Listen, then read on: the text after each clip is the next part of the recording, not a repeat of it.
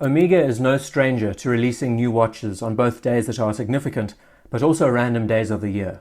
And if you missed the unveiling, we were surprised by the launch of the new Seamaster Aqua Terra Ultralight. The story goes that it is a watch that will officially be unveiled and used at the Omega European Masters, and it is a watch that really caught my attention. Designed as a piece of equipment to be used in sporting situations, it is made completely from titanium, weighing in at 55 grams.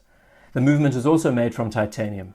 15,000 Gauss anti-magnetic, master chronometer certified, time-only movement, with 29 joules. For those of you who are unaware, the more joules a movement has, the less friction the movement experiences, and the better it will perform. 29 joules on a simple time-only movement is very impressive. Look at it, built to take a hit and to withstand serious G-forces. So it appears that Omega is trying to take on Richard Mille with a watch like this, and from a performance and aesthetics standpoint, they have good odds. But of course, what caught my attention was the case design. First Impressions says that industrial design is becoming more and more prevalent with their thought process, and the piece looks like a streamlined concept drawing, but a drawing that has been fully realized. Fluid and sculptured, very much suited for a sporting environment. There was a clear attention to how it would appear, and I'm sure a lot of thought went into how the materials would best suit each other, like how the bezel seems to be made from a different grade of titanium with a grey-blue hue to it.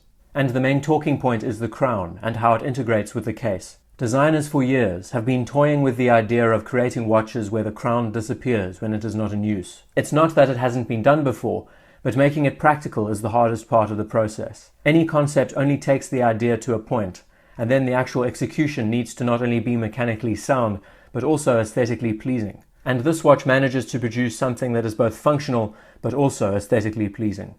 The crown has a telescopic system that is clearly under spring tension, allowing for the wearer to use it and move it out of the way with ease. And the result is a clean form around the case. We can all agree that it looks like something from the future. Bear in mind that all the while, the watch still keeps 150 meters water resistance. Imagine a world where we no longer needed to thread crowns down to cases. It very much seems like a watch that has the idea of hyper-performance in mind. It has been made from lightweight materials, stripped down to the bare minimum, but still offers an experience above any other, and aesthetics that complete the package. Looking to the dial.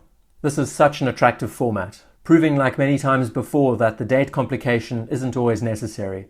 The less is more approach works well in this instance. As I've mentioned before, there is an excellent allocation of space on the dial for all the components, but like the comment I made on a previous video on the Aqua Terra, the layout of the batons seem too perfect. Your eyes can become lost in the dial, since all the batons are the same length and size. See the video in the corner of the screen for more details. The use of red accents helps break up the watch, and it is a spot color we see everywhere, on the crown, the stitching on the strap, on the seconds hand. It goes to show that the team behind the watch knew what they were doing when it came to allocating just the right amount of color to make it all the more visually interesting. Then we move to the rubber strap configuration, which has an interesting way of pairing with the watch head. I appreciate the use of titanium integrated into the end link, and one of the coolest additions is the Velcro strap.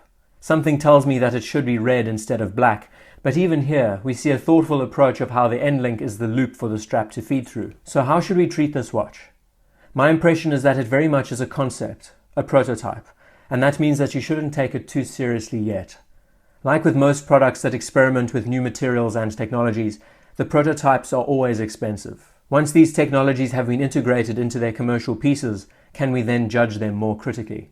I see the Aqua Terra Ultralight as a concept that has been realized and has a great spec sheet. The integration of the crown into the case isn't only functional, but is also beautiful. It makes me think that this watch was translated directly from the page, and that is exciting for the future. Here's hoping that we see all the more streamlining like this in the future, because there is now so much opportunity for manufacturing. So the watch still looks very much like the conventional Aqua Terra, but beneath the surface it has none of the attributes we see in the standard pieces. It is a hyperwatch that is more refined, simplified, and will have the performance numbers to show for it, and all the while it will remain low in profile and will look the business.